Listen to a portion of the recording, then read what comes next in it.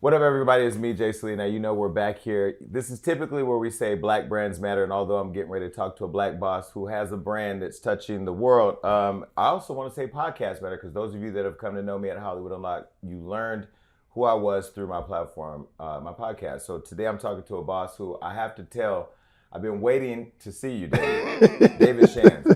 Now, I've been waiting to see you, and this is the power of manifestation. People say I'm a witch. I don't think I'm a witch. I'm just guided by God.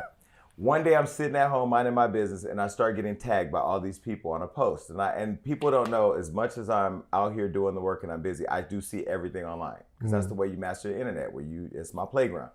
They were tagging me in a post you posted where you were saying you were having a podcast summit and you wanted them to tell you who you were missing, because you felt like I must be missing somebody. And I couldn't believe I was an afterthought, David, for this podcast summit you were having. But look at how the good Lord works and manifested us being here today. We're here, man.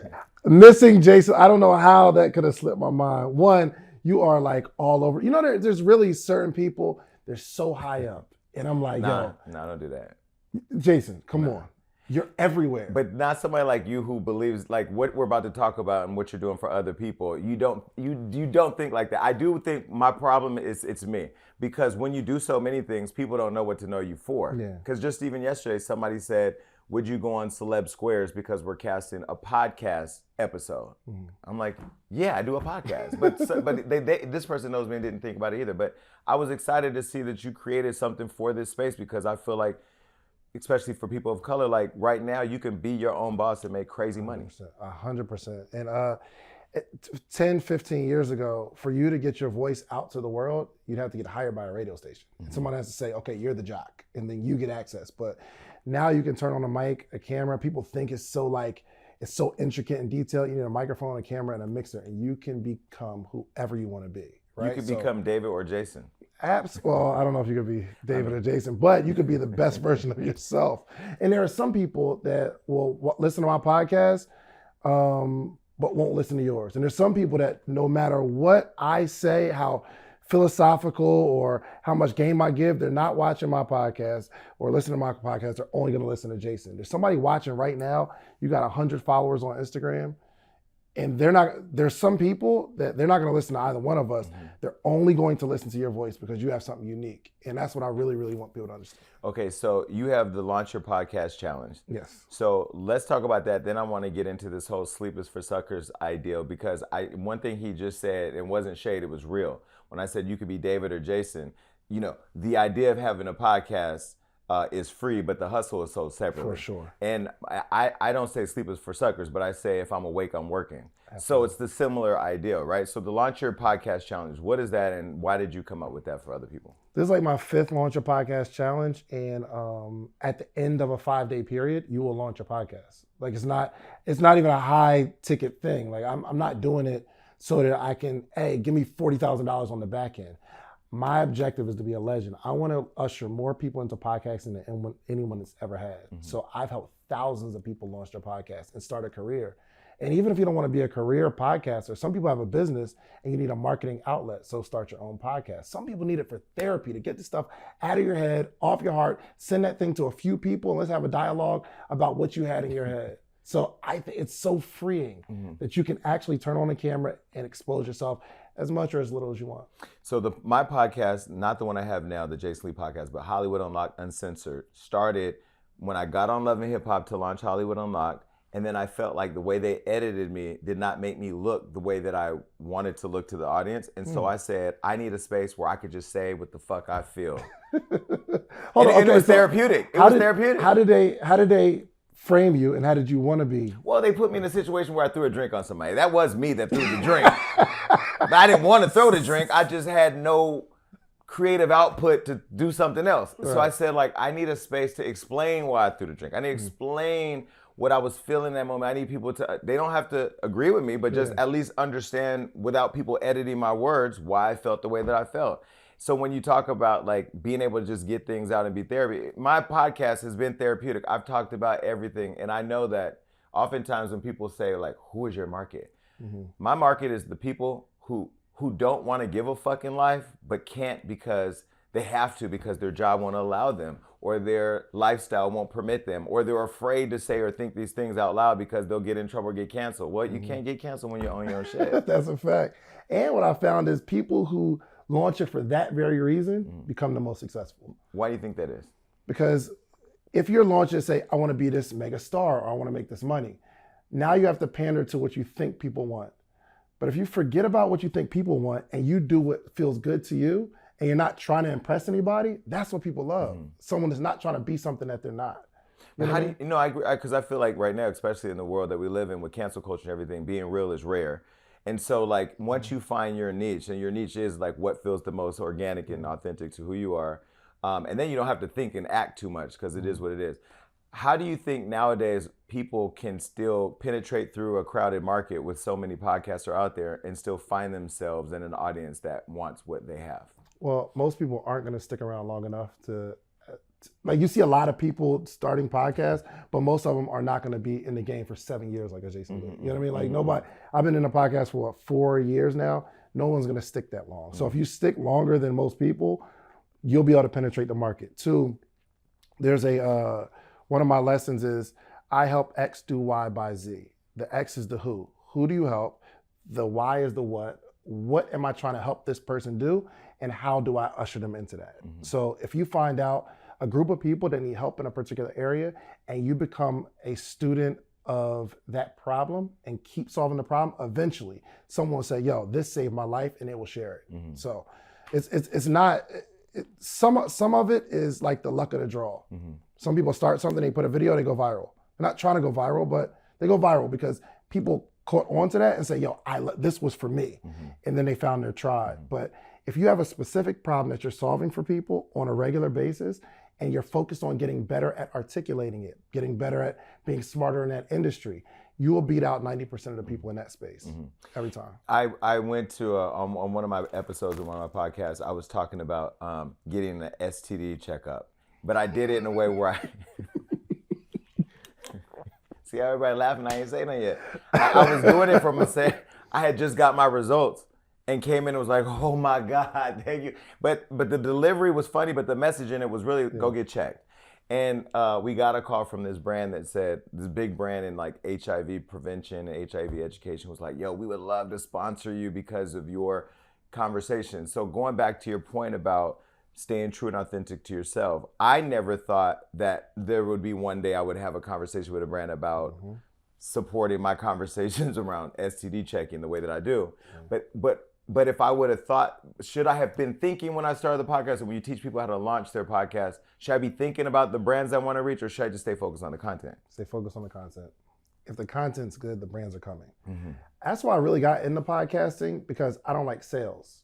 I don't want to, like, for me, I'm not good at putting a package together and saying, hey, would you like to buy this? Hey, brand, would you like to buy? I'm just not good at that. I figured if I am me long enough, I'll build a tribe of people who love me the way I am. That will continue to grow.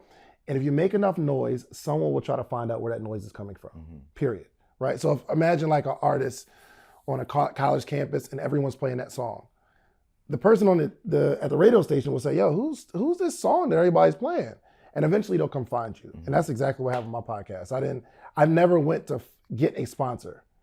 I kept building an audience, people liked it, and now these sponsors come and say, hey, I'd like to get in front of that audience. That's the whole essence of marketing. But see, you say that, and I'm listening to you speak, and I'm thinking, okay, I can package things up and sell it. That's what I do. But I can't teach the way you're teaching right now, because you're packaging, launching your own podcast and selling it right now. But I can't do that the way you're doing it for educating people, because I get tired. People are just lazy. Don't you ever just say, fuck it, I'm tired of teaching people because everybody says they want it, but then they don't want to put in the work? You don't ever just want to just say, nah, I can't? No, because I don't teach people for my own end result. I went to a school one time and I told the kids, I said, unfortunately, it's like 30 kids in this class. I said, unfortunately, 5% of the world makes over $100,000, which means 95% of y'all in this classroom will make significantly less. Most of you all will work a job that you don't like, and most of you all will not end up in a self-proclaimed successful life. You won't even call yourself successful. There's a small group of y'all that's gonna actually do something with your life, and the teachers are looking like, I hope he's going somewhere with this, because it's not a motivational speech. But I said, what I have to do is I have to talk to all of you because I don't know what the one or two is. It's going to take this information and do something serious. Some of y'all are going to walk out of here and you're going to be with the same goofball friends that get you in trouble all the time. Some of you are taking this information, you say, yo, this is something I'm going to apply to the rest of my life, and you become successful. But it's not up to me to decide who's who. My job as a steward is to give my message. Whoever takes it, takes it. I can't worry about the results. So he's better than me. 2 weeks ago, I was meeting with a group of 7th graders, and they weren't listening to me. They weren't listening to me, and I was getting frustrated. So I said, you know what? Some of you are going to die. That's just a fact. Statistically, some of you are going to die. Some of you are going to be in prison, and some of you are going to be successful. Here's y'all can take the information. See, I'm not a great same teacher. message. It's same message, but yeah. The 7th graders were like, am I going to die? So, but okay. All right, so the Social Proof podcast. What are you teaching people through that platform, or what are people getting from that conversation that you're having? I interview the best of the best in class, people that are really, really good, have made, they've done something really successul. And so like the Jason Lees. The Jason Lees, 100%. I got a chance to interview Dan Cathy, who, he just passed Chick-fil-A down to his dad started Chick-fil-A. He grew up to $1 billion company, just passed it to his son. Interview people like Grant Cardone, billionaires, multi-millionaires. And I get, some people think, oh, well, I'm doing this for the community. But really, it's like free coaching sessions. I told you before we started, I said, Jason, I gotta get you on the podcast. Because you're giving me so much information. And I'm thinking, whoa, this would be great for the audience. I'm thinking this would be great for me. Now, if I'm having a conversation, getting information that I think is good for me, somebody that's watching is gonna say, yo, that was for me too. So again, even in the interview phase, I am so hooked on being me and doing things for myself. And if the world sees it, some people will like it, some people don't, right? But that's what I'm trying to push for people to start their podcast. Be authentic. I'm getting a free coaching session. You know, it's crazy. You say Grant Cardone. I remember meeting him on Clubhouse, flew to Miami, saw what he built, got his book, wrote 10X, all that. Then those clips went viral, when he was talking about how he dumbed things down to niggas. And Grant, I ain't text you because what I want to tell you is not going to be polite. But how do you be social proof in a world where people can take a moment of yours and exploit it into something that may not be true to who you are, at the heart of who you are, and then how do you rebound from something like that? From his perspective, I don't know. I haven't said anything that was going to cancel me. But I interviewed him before all that stuff came out. Yeah. But even in the interview, it was still motivational. I learned a lot. So it inspired. It actually sparked something in me because he's like probably the most relentless person I've ever interviewed, and he's older but works harder than all of us. Right now, after that, I would want to have a conversation with him, like, yo, you're an idiot for that. Why would you talk like that? But I still learned something from it. So again. But I think there's something to be said in pivoting, right? Like you can always, I feel like, again, I'm not a fan of cancel culture. You could be accountability culture and keep pushing. But I feel like, especially when you're profiting off the culture, when you want to tap into the culture, because the culture is a real thing. It's the vein of the culture, like you think of like Ye, who I've worked with, and the Yeezy. He don't need to hold the shoe up and say nothing about it. He don't got to put out a marketing ad. All he got to do is put a launch date out, and people are going to buy it. So that type of investment from the culture, we just got to figure out how we stay on track. Yeah, I mean, now that I know, I don't say, hey, come on the platform and promote to my audience some more, right? It was before that. So, I mean, we do our very best to protect our platforms, as I'm sure you do. Yeah. But once it's out there, what are you going to do? Right. You know what I mean? But does social proof allow somebody like a Grant who's gone through something like that, or me they try to cancel me every other week, to come on and explain scenarios or how they navigated through a situation in order to stay or remain social proof? Yeah, for sure. For sure. I haven't focused on getting people on the show to clear up whatever they messed up. Okay. That's not it. Yeah, that's not it. So it's more educational. Predominantly educational, absolutely. But that's a really, really good idea. There are certain platforms that you have to go to clear your name. Yeah. When they come to Hollywood Unlocked, but I'll co-host any controversial educational content you want. I'll be your sidekick. Right. If you need one. Okay. What's your goal though when you interview somebody? So if Grant was here right now, what would be your goal? I mean, I like Grant as a person, and I think, like you said, when you do get to go and intimately see the inner workings of what he's built, it's phenomenal. And to be able to bring in people that may not look like him to absorb that experience is motivational for you to go back and build your own, right? I would definitely want to explore those thoughts and understand how we get there. Because when you look at it, and we'll talk about podcasting, for example, Joe Rogan, who's had a lot of success using the N-word a million times and not be canceled. We do live in a world where like optics matter and the politics of how people play in our market matter. So I would just want to understand more what the thought is, and how that applies to everyday life as we see it. Your most controversial interview, like, and you knew it was controversial before you got up there and you got to come clear it up, right? Me? I'm asking. Did you ever have, like, something happen outside and you're like, yo, you got to come to Hollywood I think people come, like you said, and this is the thing I think when people are launching their own podcast. We live in a world right now with social media. Everybody could be their own voice. True. And monetize their own mess. True. So like, if you're gonna go through shit on the regular, get you a person that can create the content and get that camera rolling and put it out on your own.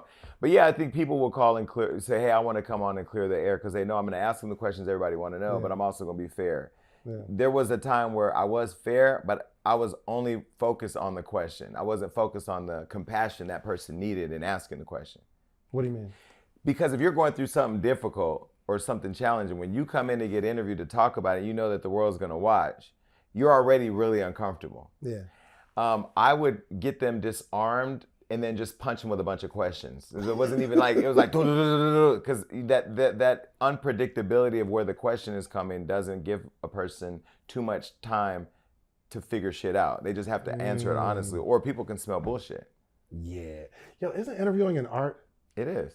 Like I'm enjoying this conversation, but I'm learning a lot in how you flow the conversation, how you navigate it. I'm enjoying this. But it's because you do the work. And I think like people like Noriega, when I've done Drink Champs, he said, oh, you're real ill at what you do. But while, like, as you're here and you interview people and I'm interviewing you, I was sitting there watching him interview me. I was catching all the little slick shit he was doing. I was like, all right, Noriega, y'all see the messy shit he doing? If you don't, let me point it out. So I kept pointing out all his, because he's a great interviewer in his way. Mm-hmm. So, I mean, it's proof that if you launch your own podcast, you don't have to emulate anybody's style. You can find literally your own voice. Correct. I mean, podcasting is so new. What, like 15, 16 years old, right? I mean, Joe Rogan got his deal when he was in 12 years already. So I think now is a really, really good time, because I believe, my personal opinion, is the next wave of major celebrities will be podcasters.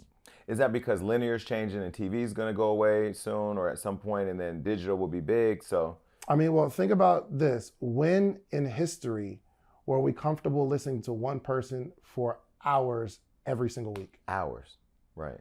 You might listen, Jay-Z might drop an album, right? And you listen to the album, but it's the same songs until some other album comes out. Then you slowly stop listening to that one, pick out your songs, you listen to that for a few minutes at a time. Mm-hmm. There's never been a time in history where people are so comfortable listening to a person talk for hours every single week consistently. There are people that watch a show every week consistently. They put it in their schedule.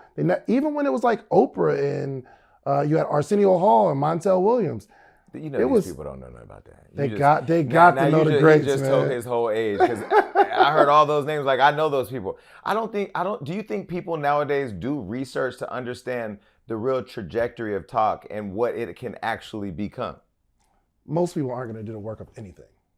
Most people. Right. You know what I mean? So, but I mean, if you're in the space, I would definitely tell you to go watch like Larry King interviews. Mm-hmm. Oh my gosh, he's amazing. Just go watch this stuff. But even back then, it was like 6-7 minute clips, then commercials, 6 minutes, commercial, show's over. Yeah. Right? 30-minute show, hour, but you only get a little bit of actual engagement. Now people are listening to you for a long period of time every single week. Mm-hmm. And when you're in someone's life like that, you become like... They're invested in you. You walk to the airport, and it's like... Oh, TSA gonna get you on that flight on time. Shout out to all the black TSA agents out there. We love you, because they listen. 100%. And then they become your tribe. And I think that there was a pivotal moment where I started noticing that, we start traveling around the country, then you travel outside the country.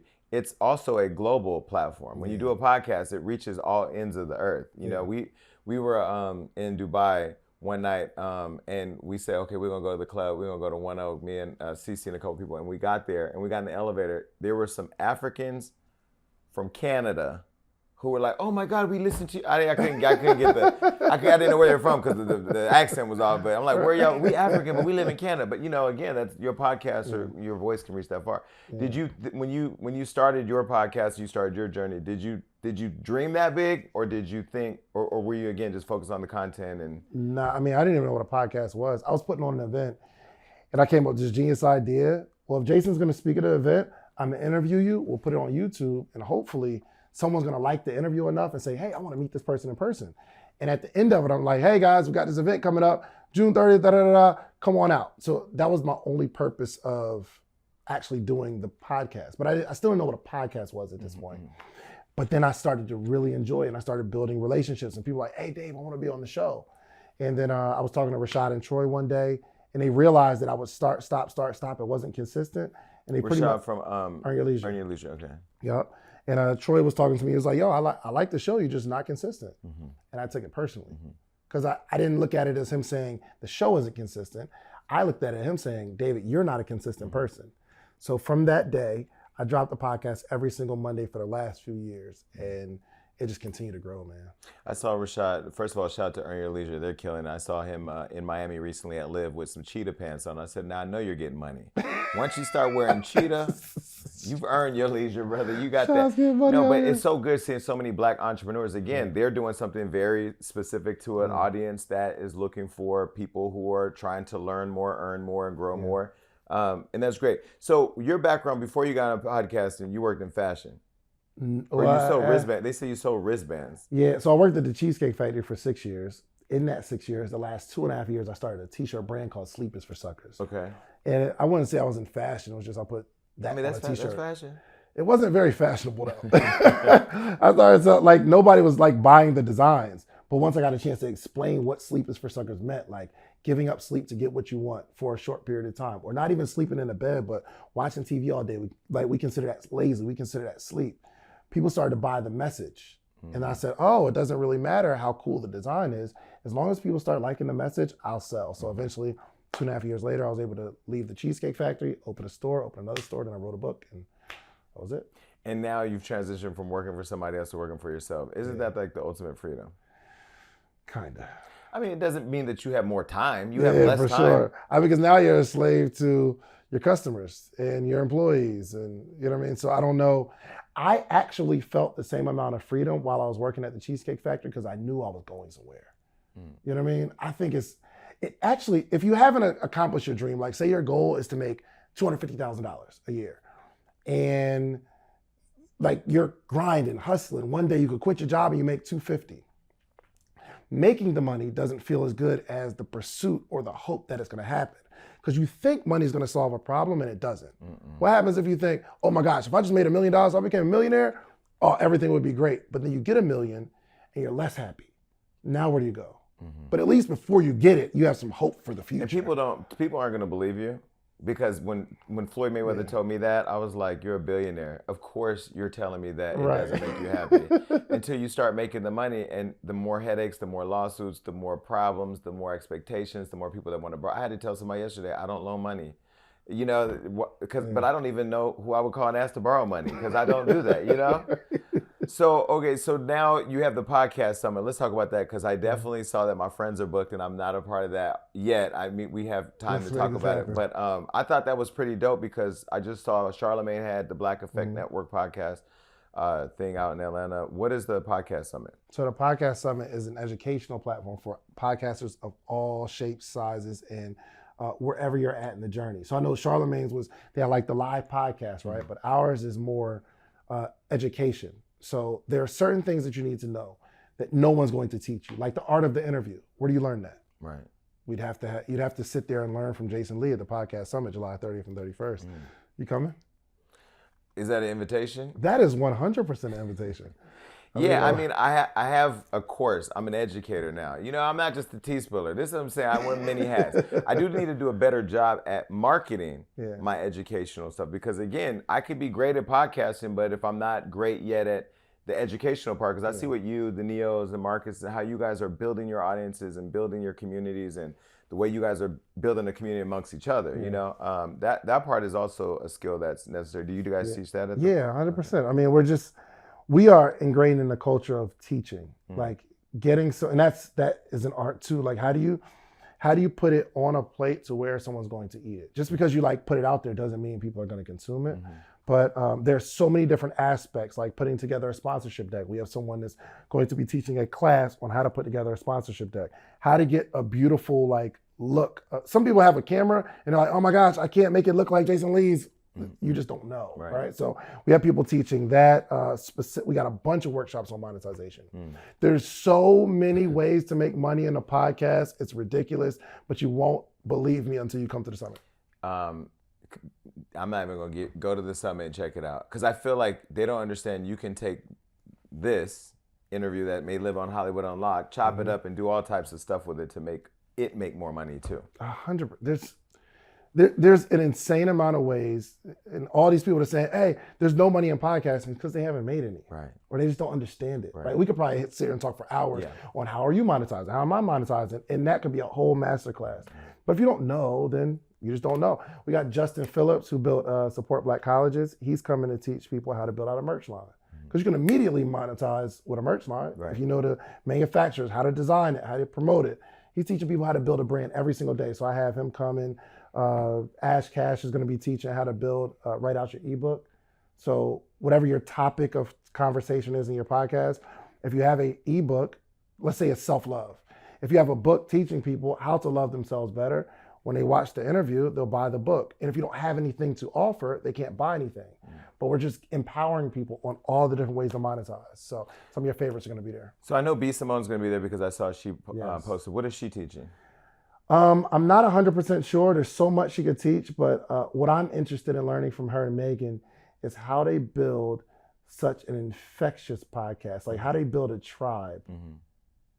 I went to one of their shows, and when they came out, you would have thought Beyonce was walking out. No, I see. I think B. Simone is the greatest at showing what she's building online too. Like she's really. I remember back to when she was doing merch, doing all types of different products and things, and she's phenomenal at that. Yeah, probably building a following, because it's not. And some people are like, oh well, her podcast is blowing up because look how many millions of followers she has.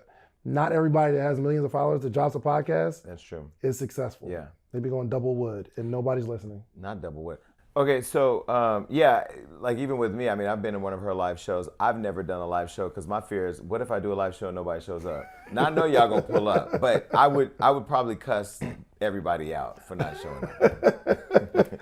Yeah, that's a skill. Yeah, 100%. Yeah. I'm sure we'll have someone teaching to it. There's so many topics we're covering, and we actually just we have a concert after that, and it's about to be, it's really going to be an experience.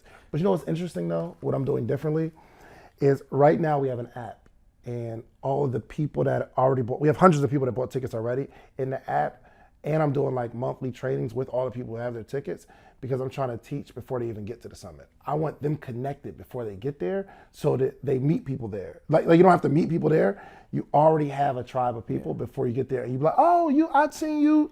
Right, so I'm really big on community. This is through a workshop? Yeah. And so where are they downloading all this? So the app is Podcast Summit, but you have to have your name as a ticket holder to get into the app. So you buy the ticket and that gives you access? Correct. Okay, so if Social Proof is the #1 entrepreneurship app or podcast, does that mean you're beating Earn Your Leisure? I'm just trying to start some controversy. Oh yeah, as you should. In the educational community. #1 is subjective. I think I'm the #1 entrepreneurship podcast. On the charts, we are high enough, but we're not like #1 every day. But I always say, you have to think it to believe it, right? This is when Floyd used to say, I'm the best boxer that ever lived. And people would say, no, you're not Tyson. No, you're not Muhammad Ali. And he said, if I say I'm #1, who can argue that? For sure. Because I've already claimed it. For sure. Who's going to tell me I'm not? And what's crazy? The only people that's going to tell me that I'm not is like number 100. Yeah.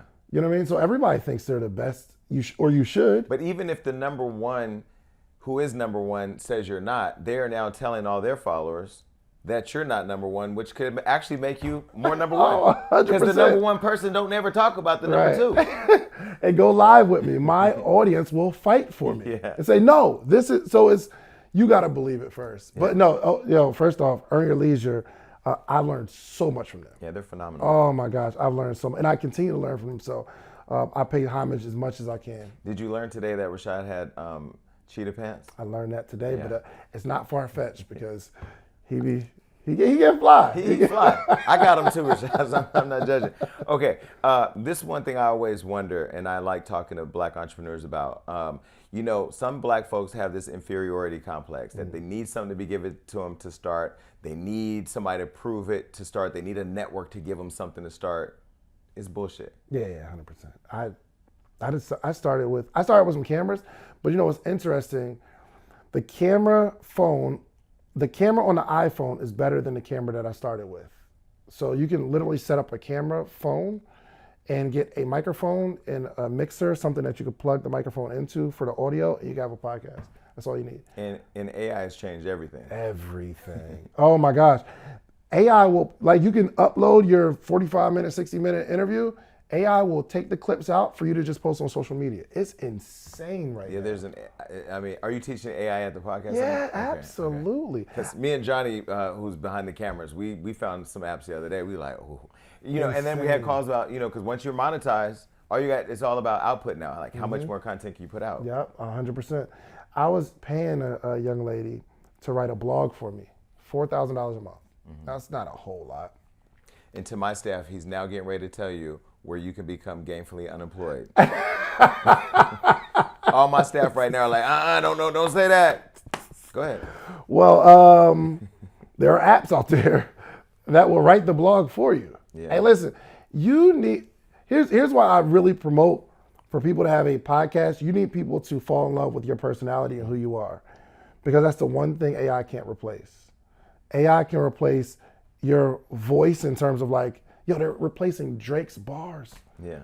Music. Yeah. It's insane. But if someone has an affinity for you, they'll always rock with you. And when you say, hey, come on over here, they will follow you, right? But now is the time we need to start building our personal brand. If not, you'll be replaced. And the sad part is, well, luckily for you, this is sad. It's easier now than it was for me because there are so many tools and resources 100%. and technologies advancing. It's important to get in now, though, because even though it's easier, that means there's more people involved with the easier, right? But the earlier you get in, the more you can kind of navigate the game, right? So somebody that's getting started now is at a better advantage than somebody's going to get started next year, because that person has a year of experience. So when something else comes out, it's like, oh, well, this is something like what I've been using already. So everybody's been waiting, man. Put it in the chat real quick or the comments. How many of you said you were going to launch a podcast 2 years ago and you still haven't? There's a bunch of people, right? I'm just saying the best time would have been then. The best time now is now. Right. And sleep is for suckers. So understand that the work ethic, the drive, the determination, the perseverance, the patience that's going to be required is something that it is what it is. It's a part of every journey of anybody who's been out there this long. I never went into the game looking at a Charlemagne or a Breakfast Club or a Wendy Williams and said, oh, I can never be that. I just jumped in the game and did the work and kept going, and then now we're here. Absolutely, man. Just be yourself. They were themselves.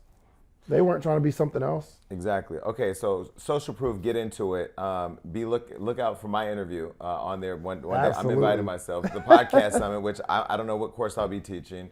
We'll keep promoting this because we're going to figure out how to work together. But virality. How do you go viral? I talk shit. But everybody does. I was about to say something a minute ago, but I caught myself because I remember it wasn't that show. You have a formula. No, yes, because I know who my audience is. Right. I know my audience. I know who they are. They are sitting at home. Anytime it says Jason Lee scheduled a show or the Jason Lee show is coming out or whatever, they know he's going to say some slick shit. He's going to say what I'm trying to say. So if you know I'm interviewing Mary J. Blige, you've been waiting to ask her something, you know I'm going to ask her. Yeah. And it used to be uncomfortable, but it's not uncomfortable. It's more uncomfortable when I don't ask than when I ask. Yeah. You have a formula. You have a formula. Yeah. And it may even feel like second nature because you've done it so often, but that's why it's important to interview people like you, like geniuses, to extract how they did it, because you're so busy being great, right? And you haven't maybe take the time to, okay, let me teach this audience this. So that's why we all need each other to say, hey, we need to extract how you're doing this, because you have a formula. Yeah.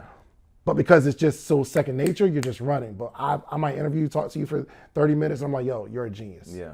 Because I'm learning stuff. So It's fun. I love it.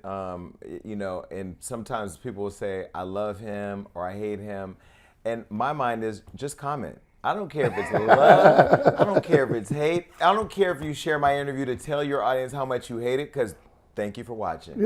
You're gonna watch, and guess what? I'm gonna come back next week with another interview you're gonna love or hate, but you're gonna watch. I love that. And it's all good, because either way, them clicks count. I love Just like it counts if you go to the podcast summit and learn how to do what we're doing. We want you to have, in my world, in my idea, the freedom, in his idea, the slavery to your own hustle, so you can be a boss one day and get invited here or to the podcast summit like I just invited myself. So let me give them a discount too, man. Put it in code HU for Hollywood Unlocked. HU, is that a good code? Yeah. Let's do HU, man. We're gonna give you a very special discount for y'all checking it out, man. I really appreciate you having me up here, bro. Of course. 'Cause I see this stuff on Instagram. I live in Atlanta, and I looked over there and I saw the Jason Lee set. I said, that's where it happens. Well, listen, now we're getting ready to, they told me I'm viral on TikTok every day now, so now I'm getting ready to I'm getting active on TikTok, because I want to come out there and, you know, just another bag, another thing to do. Why not? Absolutely. All right, well, good to meet you, and pull up. Peace.